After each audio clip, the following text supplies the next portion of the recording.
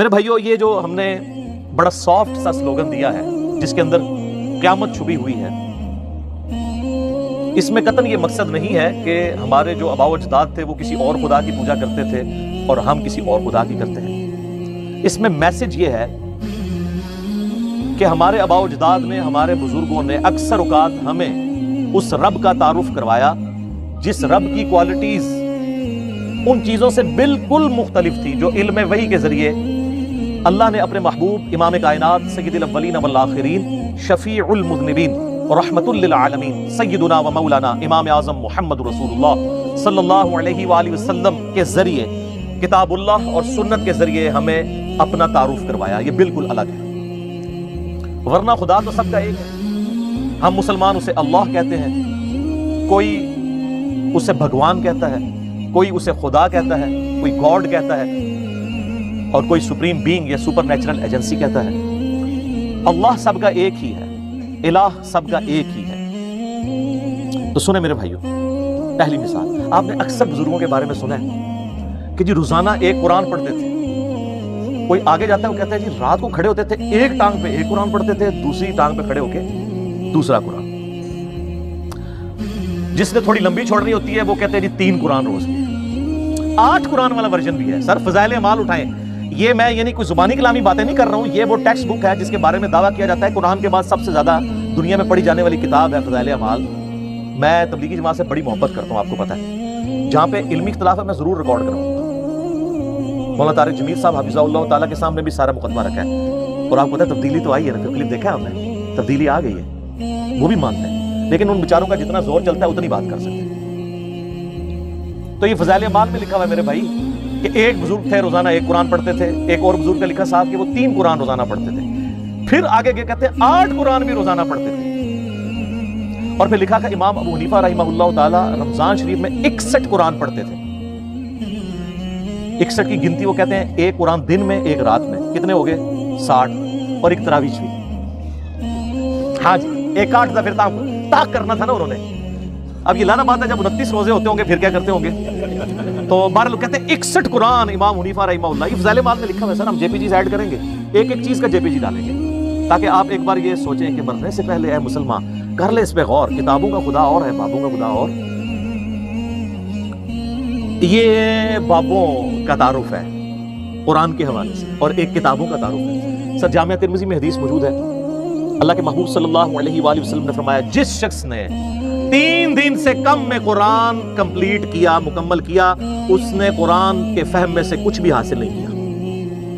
یہ ان کو کہہ رہے ہیں جن کو عربی آتی تھی، تو انہوں نے عربی آتی بھی کوئی نہیں۔ جن کو عربی آتی ہے ان کو کہا جا رہا ہے 3 دن سے کم میں قرآن مکمل کیا تو فہم اس کا حاصل ہی نہ کیا۔ تو یہ جو 8 قرآن روزانہ کر رہے ہیں یہ کی سنت پہ عمل کر رہے ہیں، اپنی وشفل تھنکنگز میں سرگرداں ہیں۔ اور اس سے بھی مزے کی بات صحیح مسلم میں حدیث ہے، نبی علیہ السلام نے صحابہ کرام سے فرمایا، یہ حدیث بخاری میں بھی ہے لیکن مسلم میں ڈیٹیل ہے، بخاری مسلم دونوں میں ہے، کہ بھلا بتاؤ تم میں سے کسی شخص کی استطاعت ہے کہ وہ ایک رات میں 1/3 قرآن پڑھ لے، یعنی 10 پارے، آج کی ڈیٹ میں پارے اس زمانے میں تو نہیں۔ تو صحابہ کرام نے کہا کہ یا رسول اللہ کس کی استطاعت ہوگی کہ وہ رات میں 1/3 قرآن پڑھ لے؟ ہائے ہائے ہائے ہائے ہائے، سر ہے استطاعت، فضائل اعمال میں 8 والے بھی آ جائے، لیکن صحابہ کرام تو بزرگ نہیں تھے نا، آپ کو پتہ ہے، وہ تو کامل الایمان مومنین تھے۔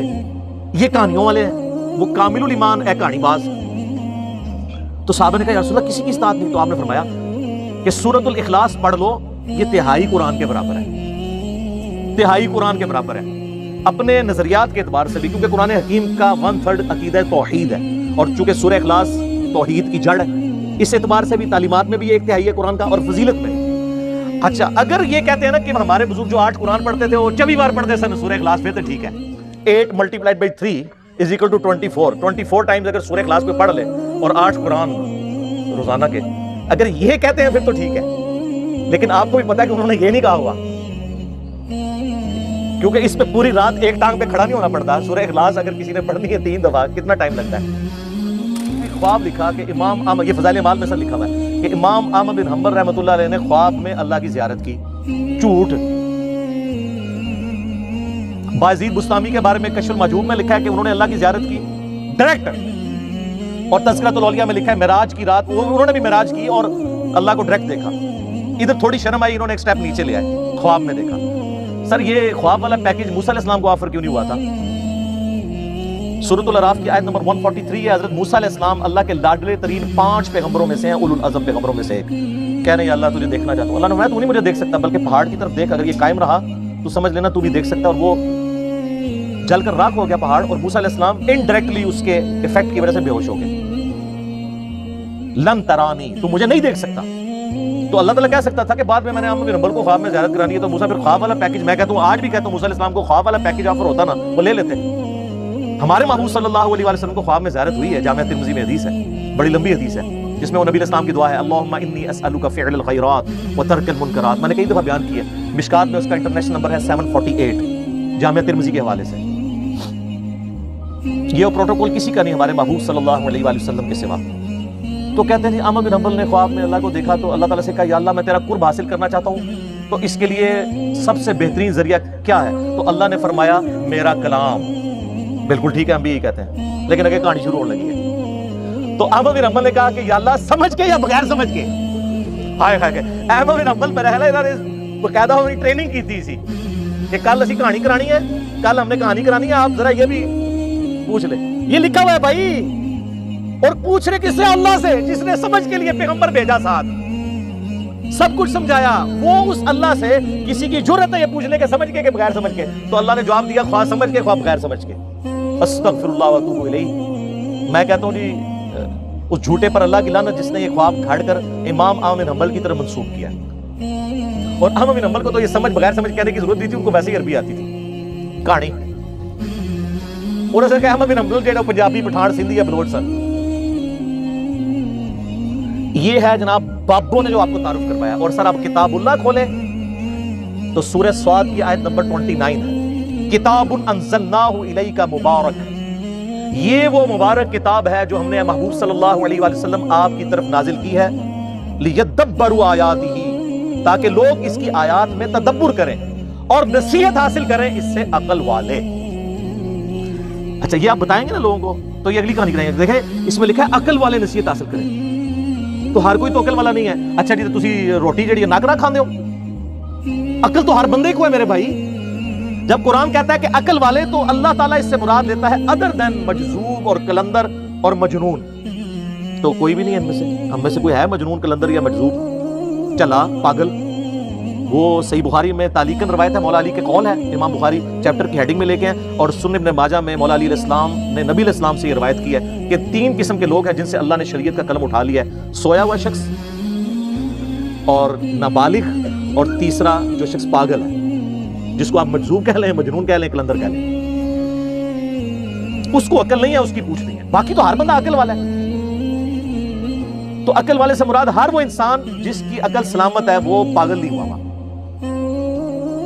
اور جو اپنی عقل کے ہوتے ہوئے اپنی عقل کو استعمال نہ کرے, تو اس کو اللہ تعالیٰ نے قرآن میں کہا ہے یہ جانور سے بھی بدتر ہے. جی سورۃ الاعراف آیت نمبر 179, وَلَقَدْ ذَرَأْنَا لِجَهَنَّمَ كَثِيرًا مِنَ الْجِنِّ وَالْإِنسِ. ہم نے جنوں اور انسانوں کی اکثریت پیدا اس لیے کی ہے, الٹیمیٹلی انہوں نے دوزخ میں جانا ہے. وَلِعَوْذُ بِاللَّهِ تَعَالَى. اللہم اجرنا من النار, اللہم اجرنا من النار, اللہم اجرنا من النار, آمین. پھر اللہ تعالیٰ ساتھ ہی فرماتا ہے ہم نے انہیں عقل دی تھی یہ سوچتے نہیں, ان کو کان دیے تھے یہ سنتے نہیں, ان کو آنکھیں دی تھی یہ دیکھتے نہیں. عبرت والا دیکھنا. اولئک کالانعام بل ہم اضل. یہ جانوروں کی مانند ہیں بلکہ ان سے بھی گئے گزرے ہیں جو اپنی عقل کو, کانوں اور آنکھوں کو استعمال کر کے حق بات تک پہنچنے کی کوشش نہیں کرتے. تو قرآن تو اس لیے نازل ہوا تھا, سمجھ کے پڑھو یا بغیر سمجھ کے, کڈی وڈی کہانی کرائی ہے. اور یہ فضائل اعمال شریف میں لکھی ہوئی ہے. چلو, اور وہ کوئی عام آدمی نہیں, باہر لکھا ہوا ہے شیخ المحدثین, استاذ العلماء, اور یہی تعلیمات ہیں جو صوفیاء نے شروع سے دی ہیں. اور ہم آپ کو رو رو کے بتا رہے ہیں کیا کہ مرنے سے پہلے اے مسلمان کر لے اس پہ غور. کتابوں کا خدا اور ہے, بابوں کا خدا اور.